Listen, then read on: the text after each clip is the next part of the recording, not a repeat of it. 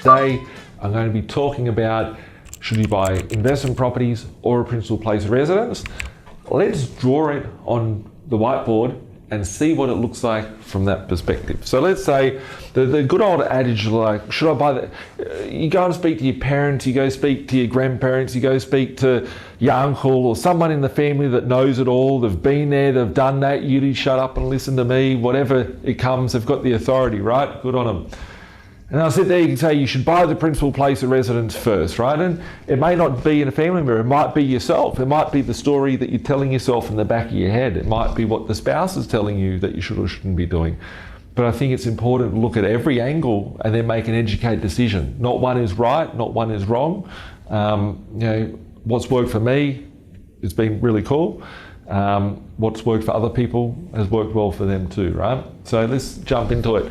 Let's say you go and buy a property for $1 million, right?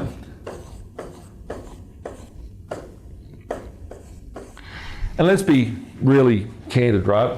If you're going to buy a principal place of residence today and you're going to spend $1 million on it, is it going to be your dream house? Is it going to be your forever house?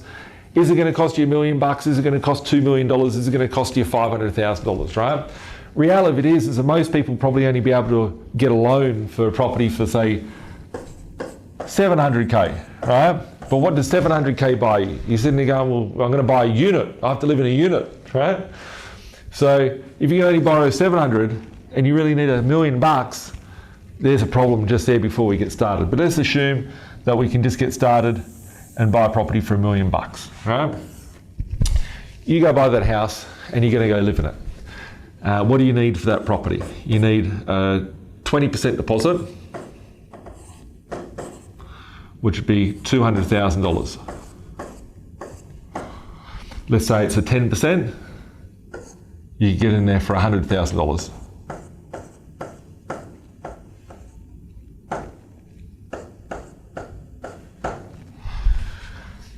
You're going to need stamp duty, legal fees. You're probably looking at another, say, 30K, just for the fun of it, 30K to 40K.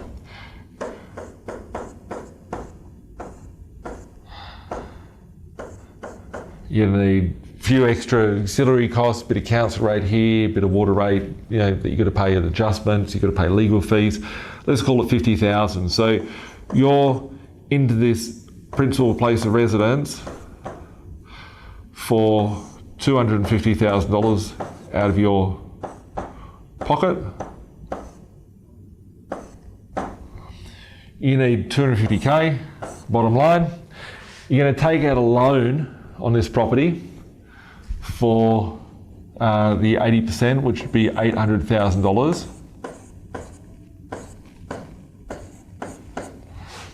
$800,000 loan, and that's going to be at, say, 6% interest rate.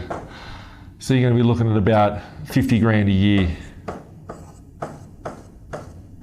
in interest bill, or $1,000 per week. And then you're going to have to pay for insurance, council rates, all that sort of stuff. Let's say another $10,000 a year. So you're out of pocket $60,000 per annum, or $1,200 per week.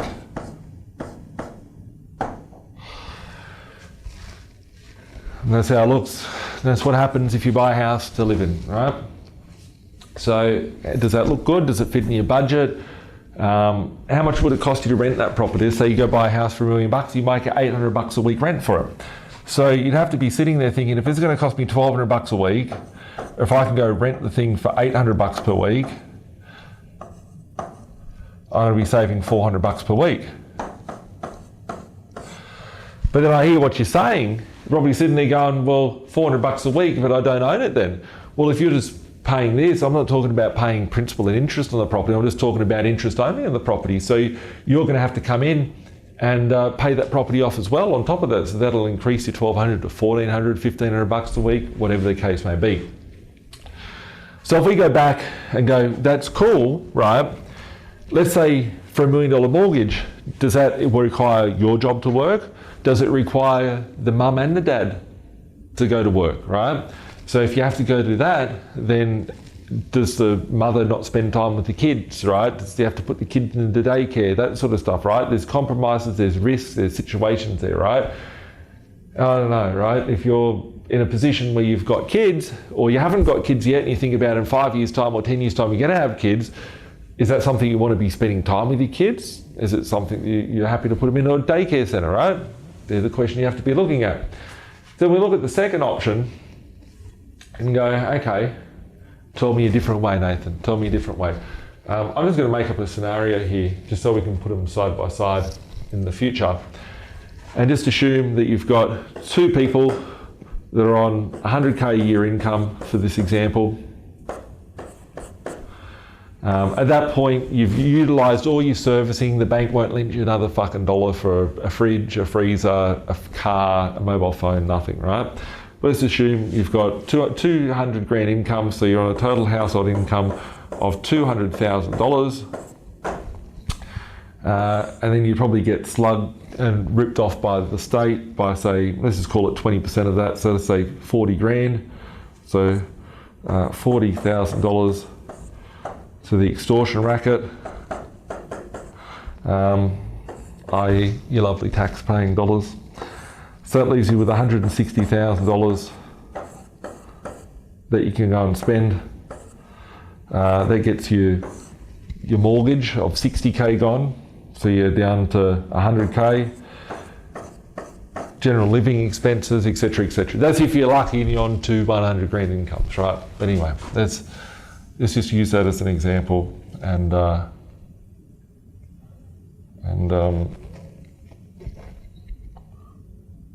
don't want to have them different sizes to the other screen that I'm about to draw on. So let's assume we've still got the 100 grand income times 2. We go buy $1 million worth of property here.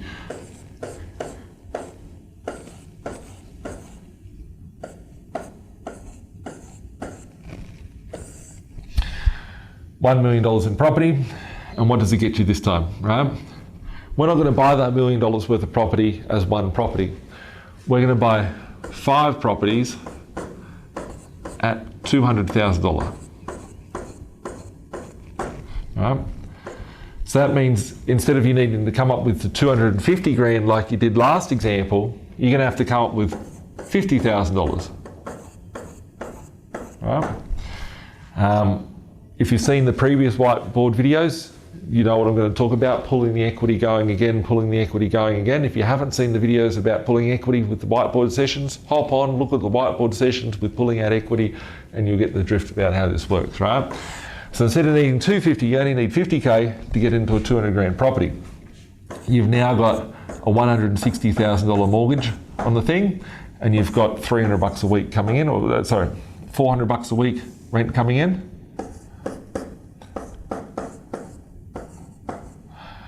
Which is, say, $20,000 per annum. So you can either, for the same $1 million, come up with $250,000 deposit. You've got more options here, right? So you can either come up with 250K and buy 5 properties straight away, or you can get in for 50K deposit, 160K loan, $400 a week, and then either pull out the equity from that property and re-go again, or save another deposit, go again, whichever way you wish to go, right? So if we just put those 2 options side by side, and let's say we've got the 5 properties, so you've got the $400 a week, 20 grand a year. If you've got 5 of them, that would be $2,000 per week, or $100,000 per annum.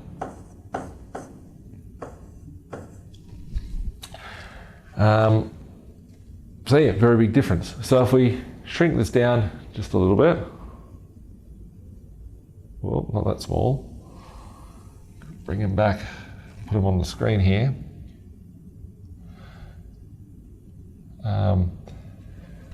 So looking at these numbers, $1 million, $1 million, 200 grand needed, 30 to 40,000 in costs, 10,000 in costs, stamp duties, legals, etc., 250K.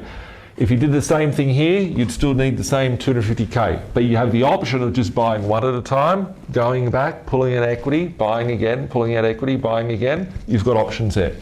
But ultimately at the bottom line, on this example, you have your income of 100 grand a year times 2, which is 200 grand a year, minus the extortion fees, i.e. your tax, 160k, you've got 100 grand left over. That's how you're getting over here. Remembering that if we were to rent that property that you bought, you'd be renting it for 800 bucks a week, and that property would be negative cash flow.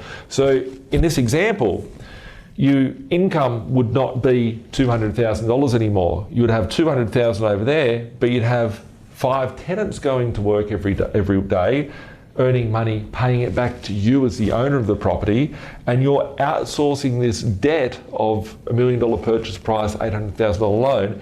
You're outsourcing that debt to 5 other people being tenants, which bring you an extra $100,000 a year. So your income has gone up from $200,000 a year to $300,000 a year. Yeah. So when you go to the bank, what's the bank going to respect more? The person that earns $200,000 a year or the person that earns 300 grand a year, right? That you've still got the same debt to the bank, but you've got 5 other people paying for that. Now, if we look at this $2,000 per week, 100 grand a year, if you have to go and rent this property over here, and we're getting onto rent vesting now, but just using it as a different scenario, we're looking at all options here. 800 bucks per week, and you're earning 2 grand a week worth of rent over here. That means if you took this rent, paid that, your debt level's still the same, you've now got $1,200 a week net position better off than what you would to start off with. Which if you break that down again and had to go get this mortgage, the 1,200 bucks is what it was. Well, we'll just getting used to our new digital whiteboard here. You have 1,200 bucks a week left off better here. You could use that to go and buy your principal place of residence later on, right? Remembering you do have debt here still. So you might be sitting there going, oh, well, that's good. I buy these properties, but how do I get into my dream house? Well, you've got multiple options here, right? Let's say that these go up from 200 grand to 400 grand. You could sell one off. Take the profit, use it as a deposit. You could sell off 2 of these properties, right?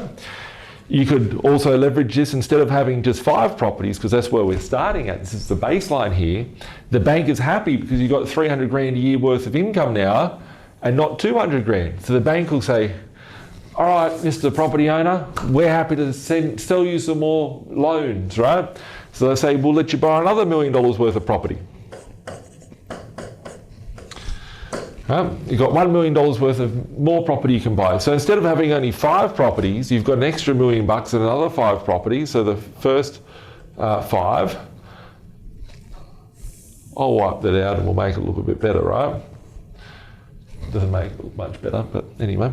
So you've got the first property of 5 plus another 5 equals 10 new properties, right? You've got $2 million worth of net worth, you've got $2 million worth of asset. $2 million worth of asset under your control, right? At that point. If the market was to double, that $2 million would turn into $4 million. Your debt position of $2 million or $1.8 million, you could sell off some, pay out that. You could sell off some, buy the principal place. You got more hooks in the ocean. Yeah, you're leveraging things better. If you had the first 5 properties that were bringing you $100,000 a year, you buy the second 5 properties, get another 100 grand a year. Your income was no longer the original $200,000 that you and your spouse were earning. Income's now $400,000. And what I've found with my investors over the last 15 years of doing this is that most of my investors, their original income, they've gone to university, they've gone and worked hard, built business, whatever, their income is overshadowed by the rental income that comes through. And eventually, as inflation does its cool thing, debt becomes irrelevant with inflation. The assets rise in value, the rents rise in value. That's just on rent of what it is today. What happens if you have 10 rents? You put the rent up $50 a week. $50 a week times 10, $500 a week. There's an extra $26,000 a year worth of rental income, which you can add to the bottom line. Now, nowhere in any of this equation have I talked about anything to do with tax or depreciation or anything like that. You buy the house to live in over here. Let's call it the PPOR, which is the principal place of residence. None of that is tax deductible. None of it, right? However, if you were to rent the property over here to live in, if you have working from home arrangements, you could claim a part of your rent as an office expense because you have a home office that takes up 1 out of the 2 rooms. So 50% of your property you live in is tax deductible, so you can claim some of that as rent. Speak to your accountant, because I'm not your accountant here. Out of these investment properties here, we'll just call them the IP, yes, the investment properties. We haven't talked about depreciation, any tax deductions, any type of tax benefit that would go your way. So, that would help you keep a part of your money which is being stolen from the state from you every day that you go to work. So, looking at it, there are benefits from having a principal place. Your kids can scribble on the wall, just like I'm doing on the whiteboard here, and you're not going to get kicked out of the house. There is benefits to that. You've got stability, stuff like that. But what stage of your life are at? Does it make better sense to own the principal place? Does it make better sense to own investment properties? Everybody's financial position is different. There is no right or wrong. For me personally, when I bought my first principal place of residence, I had boxes of newspapers. I used to be on the media and all that sort of stuff. They don't like me anymore because I say the truth. I still go on there, but I just can't, get to that level to be in there. And I kept all these newspapers and articles of me back in the old days, because maybe one day when I have kids, I'd think, I could show them whatever. And I remember buying my first principal place of residence ever. I was like 28 years old. I'd been investing for like 10 years, or 27 years old. I'd been investing for close to 10 years. And there was newspaper articles. This guy's got 100 properties. The Donald Trump of Australia, right? Before people hated him, right? And looking at it, like, I laughed. I remember I was moving into my house. I had these boxes with newspapers, and I was like, they've made these connections and saying, the Trump, because he's got heaps of properties, 100 properties here, 150 properties, whatever. And I laughed to myself because I'm like, I've got 100 properties, 150, and I've just bought my first house to live in, right? And then I thought about it, and I was like, it's a bit like a taxi, right? If you've got $500,000, you can go buy yourself a Lambo, happy days, if that's what makes you happy, right? Of course. Or you could spend the same $500,000 to go buy 20 Ford Falcons to turn them into Ubers or taxis and build a cash flow stream from that. The difference when you go and buy a Lambo is that you have to pay for insurance and all that's coming out of your pocket from day one. If you have 20 Ubers out there, taxis that are earning you a cash flow, then you can use that to go and buy yourself the Lambo, right? So when I bought my first principal place of residence, it was $1.2 million. Maybe we can just throw it over to another slide. Let's push him over a little bit. It was 1.2 million. Interest rates at the time were about 8%. I put in about 300 grand. I had a 950k loan.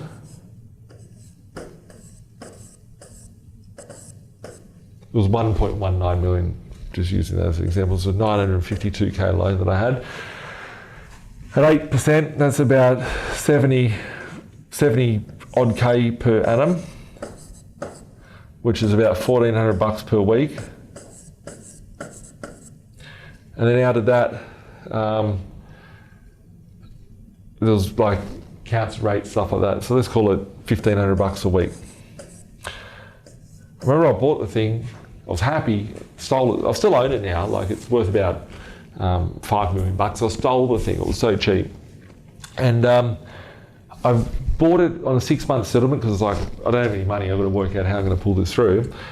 And I had a freak out one night, and I thought to myself, what happens if I have to pay for this property and, you know, I get in a bad position? The rent would only be about $600 a week, so I'd be out of pocket $800-900 a week. So what I did is I went to 30 of my investment properties, and I pushed the rent up by $20 to $40 per week. Got about $800 a week extra cash flow, and my tenants from my investment properties paid for me to live in my principal place of residence. And so I did it. So my tenants built it, paid for my property. And then I look at my principal place of residence, which is my dream house that I bought going back about 2 years ago. I paid $4 million for the property. And when I bought that property for $4 million, I used my existing property portfolio to pay for that thing basically with no debt. So, you know, how does it fit? Where's the overall strategy for you? Is a principal place of residence the right thing? Is buying a portfolio of investment properties the right thing? There is no right or wrong.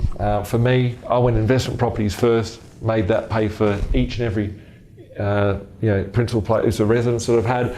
I currently reside between multiple dwellings. I've got 3 dwellings that I sort of frequent and live in, just depending on how I feel and where I want to be located and whatnot. And that lifestyle wasn't made for me having to go get a second job, wasn't for me having to work, wasn't for me having to run my business. It was all built off the back of my investment property portfolio. So there's a long video on how, you know, what one's right. I hope that didn't bore you. Hope you've stayed tuned and haven't gone to sleep. If you've watched to the end of this video, thanks a lot for watching. If you do want to know more, reach out to us here at B.Invested, 1300 367 925. We'll help you on finance, on strategy, on buying, on, you know, whatever part of the journey it is that you're at. Hit us up, admin@binvested.com.au, and there might be a little link somewhere on this where you can book in a discovery session with my team to see what options there are. Thanks for watching. Have a great day. Bye.